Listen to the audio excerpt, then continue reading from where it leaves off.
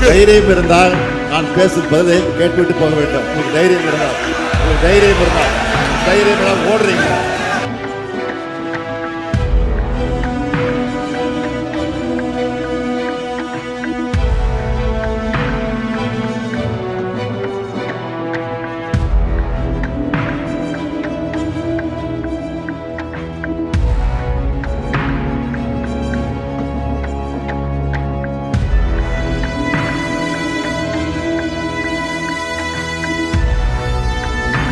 தைரியம் இருந்தால் நான் பேசும் பதிலை கேட்டுவிட்டு போக வேண்டும். உங்களுக்கு தைரியம் இருந்தால் ஓடுறீங்க.